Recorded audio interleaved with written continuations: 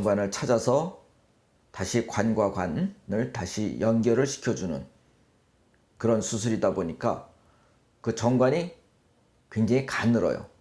볼펜싱 굵기 정도에 불과합니다.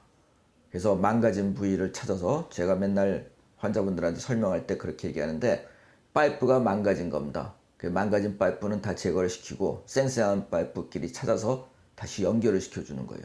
그래야 그 속 안에 정자가 헤엄쳐서 밖으로 나갈 수가 있게 되는 겁니다. 그러다 보니까 정관이 나갈 수 있으려면 충분한 공간이 확보가 돼야 되겠죠. 그래서 미세 현미경 수술을 할 수밖에 없습니다. 그러다 보니까 이제 실은 거기 꼬매주는 현미경으로 모든 수술을 하고 모든 조작을 하다 보니까 거기에 들어가는 실도 그냥 우리가 보통 육안적으로 보이는 그런 실이 아닙니다. 마치 어린아이 머리카락처럼 가는 실을 이용해서 바늘도 아주 조그만 바늘을 이용하게 되고, 그런 바늘을 이용해 가지고 다시 연결을 해 주게 되는 거죠. 그래서 그런 바늘들은, 바늘이나 그런 실들은 우리가 보통 안과에서 쓰는 그런 뭐 10제로 정도의 그런 가늘기, 굉장히 10제로라는 건 제일 가는 실입니다. 보이지도 잘 않아요. 그런 실을 이용해 갖고 현미경을 이용해서 낑낑대면서 다시 연결을 시켜주게 되는 거죠. 그래서 우리가 통상 수술 시간은 보통 한 1시간 반 정도, 그 다음에 따로 입원은 필요 없습니다.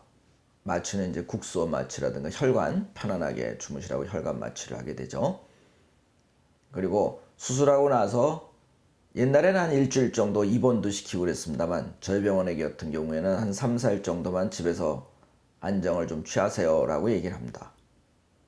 그리고 운동도 한 달 정도는 피하는 게 좋겠죠. 운전도 한 2, 3주는 좀 피하는 게 좋습니다. 술은 당연히 한 달간 같이 피하는 게 좋고, 그 다음에 한 달 뒤에 오셔갖고 우리가 정액 검사를 해보세요 라고 합니다. 제대로 연결되어 있는지 확인을 하는 거죠. 대부분 수술하신 분들 보면 한 달 뒤에 이제 부인이랑 같이 오시게 되거나 그렇게 되는데, 대부분 다 저희 병원 같은 경우에는 환호성을 울리게 됩니다. 정자가 꼬물꼬물 보이는 게 정자 분석기를 통해서 확인할 수가 있게 되는 겁니다. 그럼 그 중에 한 마리가 가서 난자를 만나게 되는 순간 이세가 생겨나는 거죠. 그래서 수술은 다른 우리가 이제 성공률을 두 가지로 봐요. 하나는 구조적인 해부학적인 성공률이고, 하나는 실제 임신율입니다. 그래서 해부학적 성공률이라는 것은 관과 관을 연결했을 때 한 달 뒤에 정자가 어느 정도 나오냐 안 나오냐를 따지는 걸 우리가 해부학적 성공률이라고 그러고, 그 다음엔 실제 임신에까지 이어지는 거를 임신 성공률이라고 얘기를 합니다. 저희가 2000년 초에 한 1200명을 대상으로 저희가 그동안 수술했던 사람들이 한 그 정도 되는데, 그 비닐학회 논문 발표를 한 적이 있습니다. 그때 성공률을 보니까 해부학적인 성공률은 한 96.5%인가 되고, 그 다음에 임신 성공률은 한 68%인가 됐습니다.